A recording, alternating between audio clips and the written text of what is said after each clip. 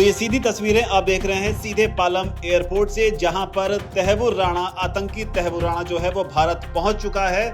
और दूसरी तरफ जो तस्वीरें आपको नजर आ रही हैं वो तस्वीर है पटियाला हाउस कोर्ट की, जहां पर तहव्वुर राणा को लेकर टीम पहुंचेगी। 6:22 पर जो फ्लाइट है, जो अमेरिका से स्पेशल फ्लाइट के जरिए आतंकी तहव्वुर राणा को लाया गया है, 6:22 पर फ्लाइट लैंड हुई है। और बताया जा रहा है कि 6:30 पर वो बाहर आया और 6:40 पर उसे यूएपीए के तहत गिरफ्तार कर लिया गया है। यानी कि तहव्वुर राणा अब भारतीय एजेंसियों के कब्जे में आ गया है। वो लंबा इंतजार आतंकी तहव्वुर राणा को भारत लाने से लेकर वो अब खत्म हो चुका है। लगातार आपको पल पल की अपडेट दैनिक जागरण दे रहा है। ट्रैफिक को लेकर भी खास इंतजाम किए गए हैं।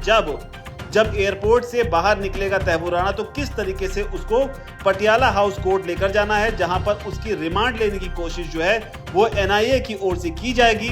दोनों तस्वीरें, ताजा तस्वीरें जो हैं वो आपके स्क्रीन पर हैं, जिसमें आप देख सकते हैं कि किस तरीके से जो सुरक्षा है उसके किस तरीके से चाक चौबंद इंतजाम किए गए हैं। किसी भी तरह की कोई भी ढिलाई बरतने के मूड में तमाम एजेंसियां नहीं हैं। आपको बता दें कि जो एनआईए का हेडक्वार्टर है वो करीब 17 किलोमीटर दूर है एयरपोर्ट से, और इसे लेकर ही भारी इंतजाम किए गए हैं। जो ग्रीन कॉरिडोर बनाने की जिक्र हो रहा था, इस तरह का कोई इंतजाम तो नहीं है, लेकिन हाँ, रास्ते में जो रेड लाइट पड़ेंगी उसको लेकर जरूर है कि वो रेड लाइट जो है वो हर मौके पर ग्रीन मिले।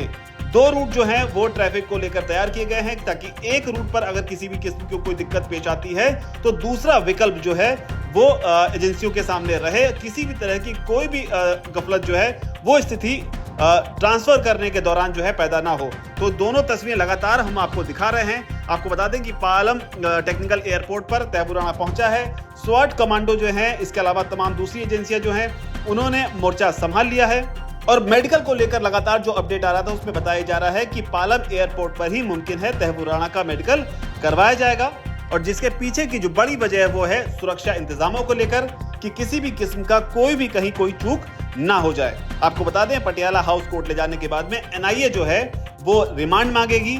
इसके बाद में कल संभवतः जो है एनआईए कोर्ट में तहव्वुर राणा की पेशी हो, क्योंकि लगातार जो है आपको बता दें कि तहव्वुर राणा को भारत लाने को लेकर सीबीआई के साथ एनआईए कोऑर्डिनेट कर रही थी। सीबीआई जो है वही एक नोडल एजेंसी है जो इंटरपोल के जरिए जो है अमेरिका से एक तरह से डील कर रही थी। तहव्वुर राणा को भारत लाने को लेकर सीबीआई ने ही इस चीज को नोटिफाई किया था कि जिस शख्स का अमेरिका में ट्रायल हो रहा है या अमेरिका में जो दोषी है, उस शख्स का भारत में हुए हमलों से भी सीधा कनेक्शन है। और इसके बाद में तमाम कोशिशों के बाद तहव्वुर राणा को भारत लाया जा सका।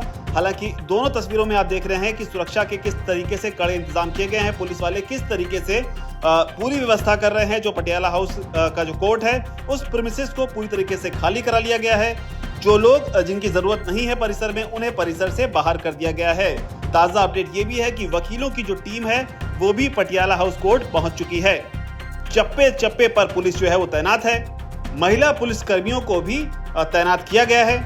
इसके अलावा हाई सिक्योरिटी को देखते हुए पुलिस के आला अधिकारी भी पहुंच चुके हैं। तो दोनों तस्वीरें आपके सामने हैं। थोड़ी देर में मुमकिन है कि इसे लेकर एक और नई बड़ी अपडेट आएगी। हालांकि इंतजार करना होगा कि रिमांड जो एनआईए मांगेगी वो रिमांड कितनी मिलेगी और किस तरीके से चीजें आगे अनफोल्ड होती हैं, क्योंकि लगातार तहव्वुर राणा को लेकर इस चीज का इंतजार है कि जब तहव्वुर राणा से पूछताछ होगी तो फिर वो आईएसआई और पाकिस्तान के जो कनेक्शन आतंकवाद को लेकर हैं उस पर वो किस तरीके से खुलासे करता है। हालांकि पाकिस्तान ने इसे लेकर पहले ही अपनी सफाई दे दी है कि तहव्वुर राणा का पाकिस्तान से पिछले कुछ दशकों से कोई कनेक्शन नहीं है और ना ही उसने अपने डॉक्यूमेंट्स को रिन्यू कराने के लिए पाकिस्तान में किसी भी तरह की कोई एप्लीकेशन दी है। पाकिस्तान ने साफ किया है कि वो कनाडा का नागरिक है, जबकि तहव्वुर राणा का जो जन्म है वो पाकिस्तान में हुआ। पाकिस्तानी सेना में भी उसने काम किया। उसके अलावा आईएसआई के साथ भी उसके तार लगातार जुड़ते रहे हैं। और मुंबई में जो धमाके हुए जिसमें करीब 166 लोगों की जान गई, उनका सीधे तौर पर तहव्वुर राणा के साथ में कनेक्शन निकलकर सामने है कि उस मौत का जिम्मेदार या पूरा जो एक तरीके से साजिश रची गई उसमें तहव्वुर राणा की भी अहम भूमिका रही।